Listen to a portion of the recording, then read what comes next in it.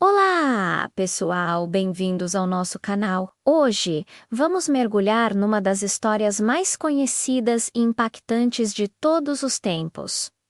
O Grande Dilúvio, narrado no livro de Gênesis. Uma história de juízo, salvação e uma nova aliança. Vamos voltar no tempo, para uma era em que a maldade humana havia se espalhado por toda a terra.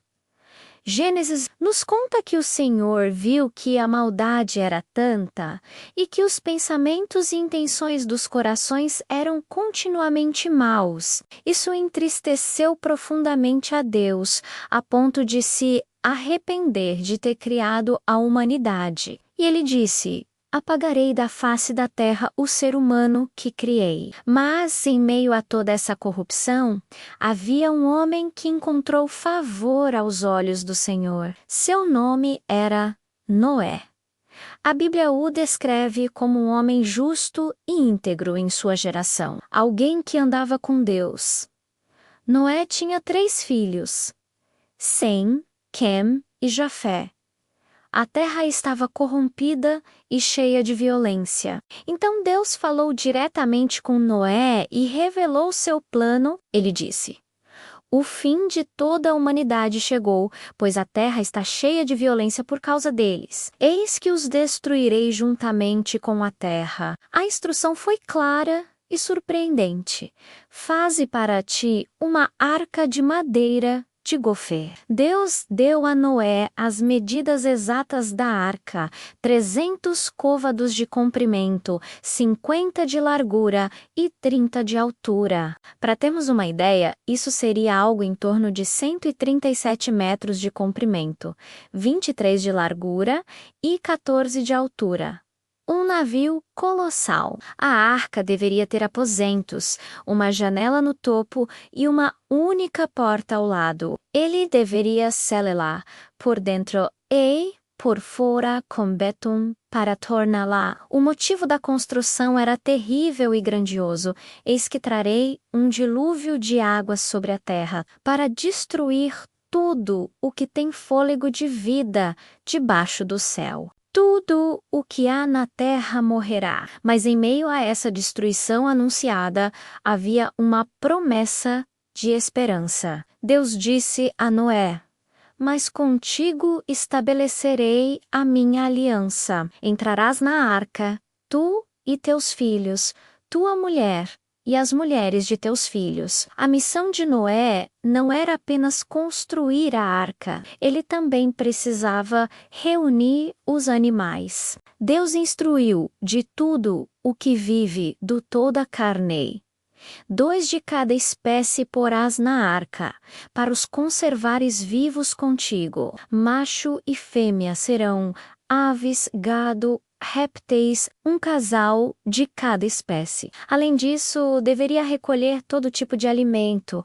para sustentar sua família e todos os animais durante o dilúvio. E o texto enfatiza: assim fez Noé. Conforme tudo o que Deus lhe mandou, assim o fez. Uma semana antes do dilúvio começar, Deus deu a ordem final: entra tu e toda a tua casa na arca, porque te hei visto justo diante de mim nesta geração. Dessa vez, houve uma instrução adicional dos animais limpos e das aves. Ele deveria levar 7 pares, macho e fêmea, enquanto dos animais não limpos apenas um par. O propósito era preservar as espécies sobre a face de toda a terra. Noé tinha 600 anos quando as águas do dilúvio vieram sobre a terra. Ele, sua esposa, seus filhos e suas noras entraram na arca, e os animais, de 2 em 2, como Deus ordenara, também entraram. E então algo significativo aconteceu. E o Senhor fechou a porta por fora. No dia 17 do 2º mês, no ano 600 da vida de Noé, as fontes do grande abismo se romperam e as comportas do céu se abriram. Choveu sobre a terra por 40 dias e 40 noites, sem parar. As águas subiram tanto que levantaram a imensa arca do chão. A arca flutuava sobre a superfície das águas que cobriam tudo. A Bíblia diz que as águas prevaleceram de tal maneira que todos os altos montes debaixo do céu foram cobertos. A água subiu 15 côvados, cerca de 7 metros, acima dos picos mais altos. O resultado foi devastador. Toda criatura que se movia sobre a terra morreu: aves, gado, animais selvagens, répteis e toda a humanidade. Tudo o que tinha fôlego de vida em suas narinas pereceu.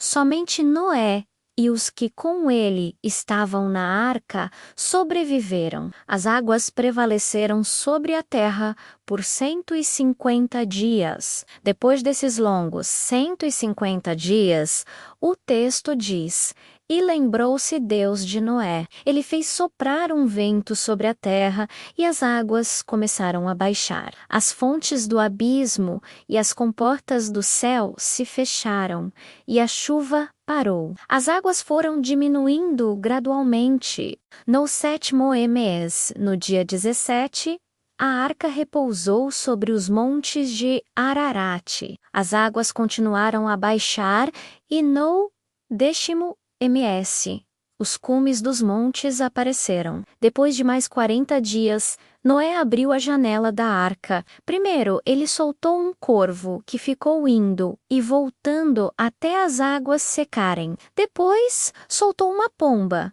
para ver se as águas já haviam se retirado da superfície. Mas a pomba não encontrou lugar para pousar e voltou para a arca. Noé esperou mais 7 dias e soltou a pomba novamente. Dessa vez, ela voltou ao entardecer, trazendo no bico uma folha de oliveira recém-colhida. Era o sinal que Noé esperava.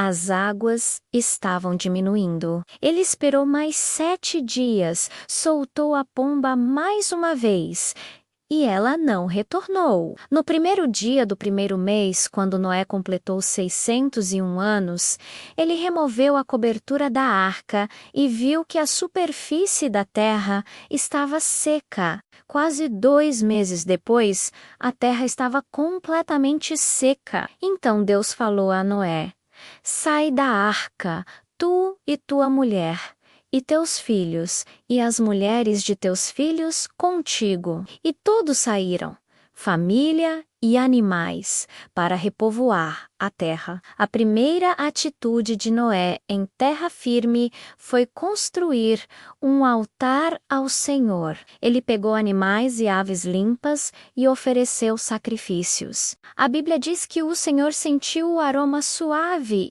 e disse em seu coração: "Nunca mais amaldiçoarei a terra por causa do homem, nem tornarei a destruir todo ser vivente.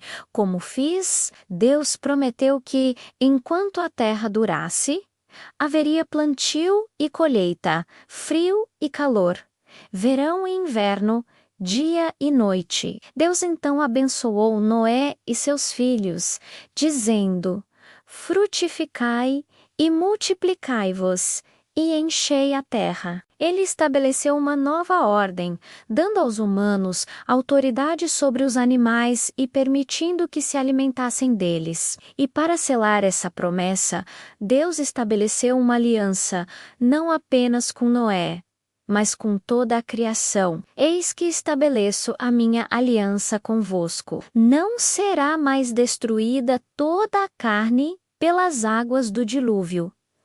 Qual foi o sinal dessa aliança perpétua? Deus disse: "O meu arco porei nas nuvens. Este será por sinal da aliança entre mim e a terra, e não se tornarão mais as águas em dilúvio para destruir toda a carne." O arco-íris, um símbolo de beleza que vemos após a chuva, é um lembrete constante da promessa de Deus, de sua fidelidade e de sua graça. A história do dilúvio é uma poderosa narrativa sobre juízo e salvação.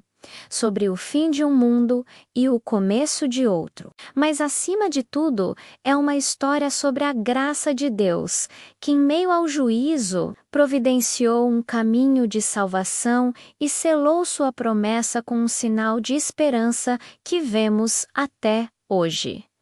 Obrigado por assistir. Se você gostou de aprender mais sobre essa história incrível, não se esqueça de deixar o seu like, compartilhar com seus amigos e se inscrever no canal para mais conteúdos como este. Até a próxima!